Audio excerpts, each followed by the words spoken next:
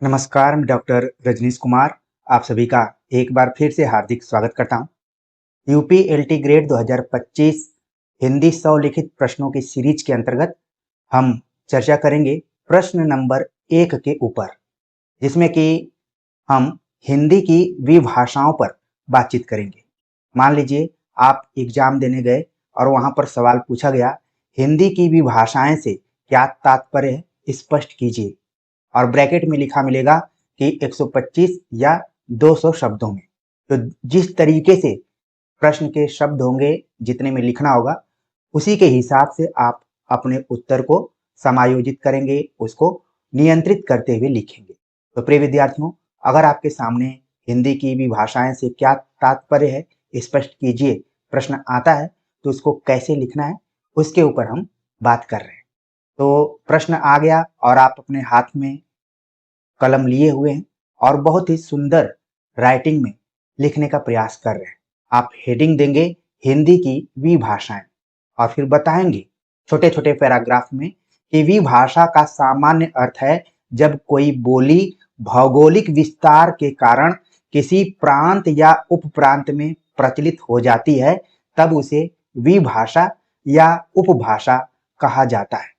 तो आप देख रहे हैं कि शुरू के जो 2-3 वाक्य हैं, विभाषा को परिभाषित करने के लिए या फिर उसका जो अर्थ है उसको बताने के दृष्टिकोण से लिखे गए हैं। आमतौर पर हम भाषा और बोली के बारे में जानते हैं, लेकिन विभाषा 2 शब्दों से मिला हुआ है, वि और भाषा। वि का मतलब यहाँ पर विशेष से है और भाषा का अर्थ आप जान ही रहे हैं कि भाव और विचारों को अभिव्यक्त करने का माध्यम।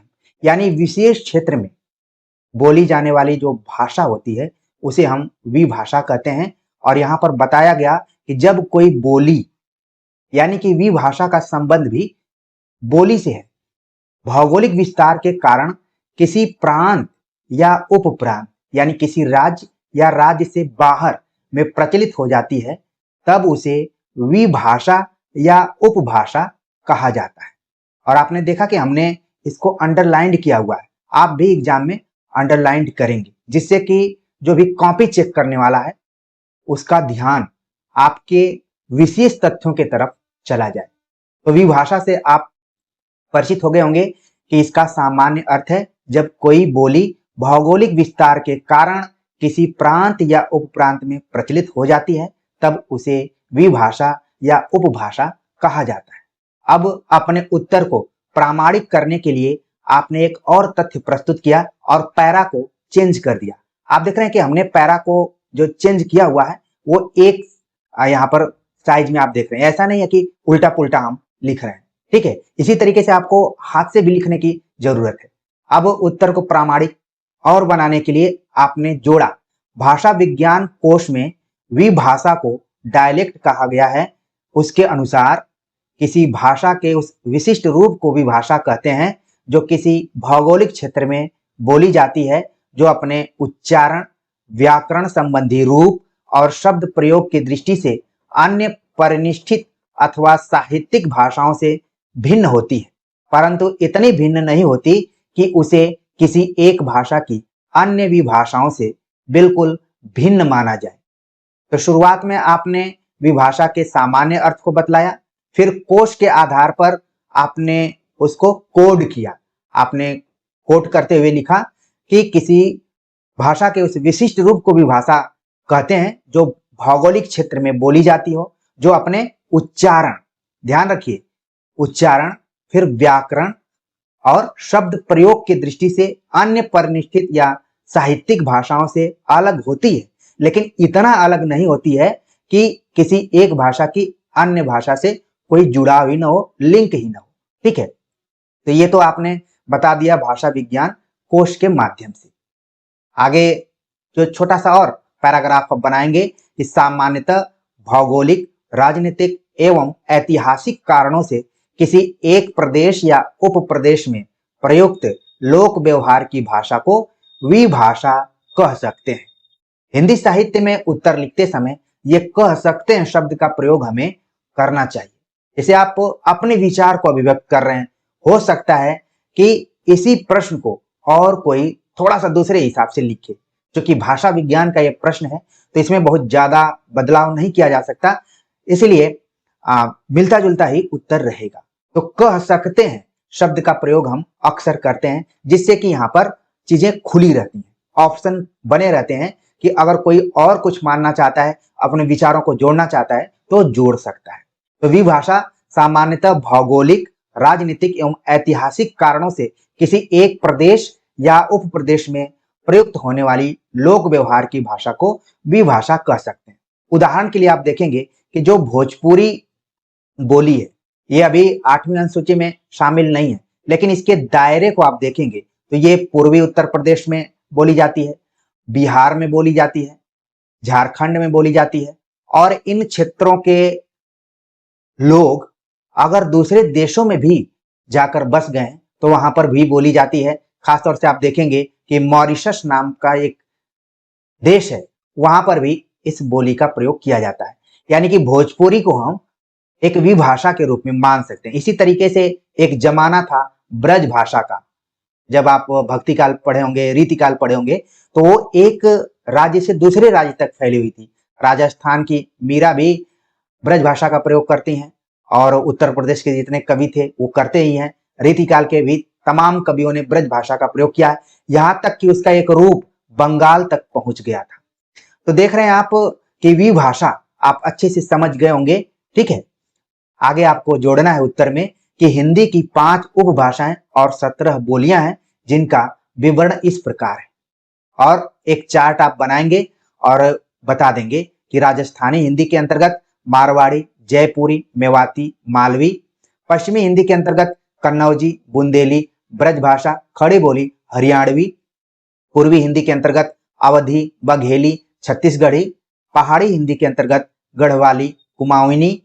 बिहारी हिंदी के अंतर्गत भोजपुरी, मैथिली, मगही। तो इस प्रश्न में आपने 5 उपभाषाओं के बारे में बता दिया और साथ में बोलियों को भी लिख दिया। इससे आपका उत्तर पूरा कंप्लीट हो गया। अब आप देखेंगे कि हमने कुछ बोलियों के नीचे अंडरलाइंड किया है। आपको मालूम होना चाहिए कि बोलियां तो तमाम है, लेकिन हिंदी साहित्य की जो प्रमुख बोलियां हैं, जिसमें ब्रजभाषा है, खड़ी बोली है, अवधी है, ठीक है, और भोजपुरी इलाके के होने की वजह से हमने भोजपुरी को भी अंडरलाइन कर दिया है। इसी तरीके से आप जिस इलाके के हो उस बोली को अंडरलाइन कर दीजिए, जिससे कि आपका उत्तर भी अलग हो जाएगा। कोई जरूरी नहीं है कि जो यहाँ पर हमने अंडरलाइन किया है वही आप करेंगे। ठीक है, इससे कॉपी चेक करने वाले को भी पता चल जाएगा कि ऐसा लग रहा है कि ये जो कॉपी जिसकी आई हुई है वो कहीं राजस्थान का तो नहीं है, या फिर वो कहीं उत्तराखंड का तो नहीं है। जो आपको अच्छा लगे, ठीक है, एक इंडिकेट आपको जरूर कर देना। वैसे एक जो कंप्लीट उत्तर होता है वो हमने आपको यहाँ पर बता दिया है। अगर आपके पास समय है तो आप क्या करेंगे कि मैप भी बना देंगे भारत का, और ये तभी आप बना पाएंगे जब आपने अभ्यास किया हो। लिखित परीक्षा पढ़ने से ज्यादा अभ्यास मांगती है, क्योंकि इसमें समय प्रबंधन का भी काफी ख्याल रखना पड़ता है। तो अगर आपके पास अभ्यास है, आप तुरंत भारत का मैप बना ले रहे हैं, तो इस तरीके से भी आप अपने आंसर में जगह छोड़कर एक इंडिकेट कर सकते हैं, क्योंकि प्रस्तुत करना है। उत्तर लिखना एक प्रस्तुतिकरण भी है। अगर जितना आप प्रभावी ढंग से प्रस्तुत करेंगे उतना ही आपको अधिकतम अंक मिलेगा। तो ध्यान क्या रखना है कि समय का भी ध्यान रखना है। पता चला कि आप एक ही प्रश्न का उत्तर लिखते रह गए और समय बढ़ता गया, लेकिन कब समय को के साथ आप अच्छे से चलेंगे? जब आप अभ्यास किए रहेंगे, एक से अधिक बार लिखेंगे। तो प्रिय विद्यार्थियों, ये जो आज का ये पहला प्रश्न था, हिंदी की भी भाषाओं से आप क्या समझते हैं, या फिर हिंदी की भी भाषाएं से क्या तात्पर्य है, स्पष्ट कीजिए।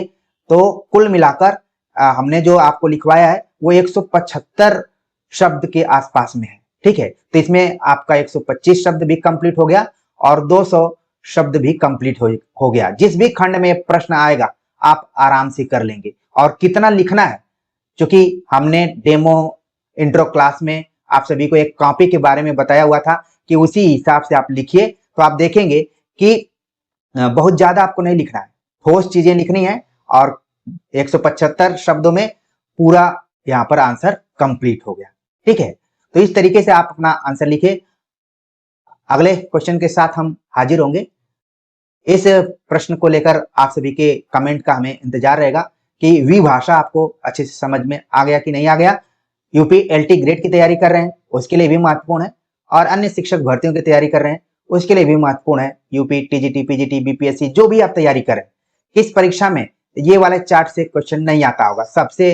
सभी परीक्षाओं में लगभग आता ही आता होगा। इस लेक्चर के माध्यम से आपने विभाषा को बहुत अच्छे से समझ लिया होगा, मुझे उम्मीद है। तो मिलते हैं एक नए टॉपिक के साथ, तब तक के लिए नमस्कार।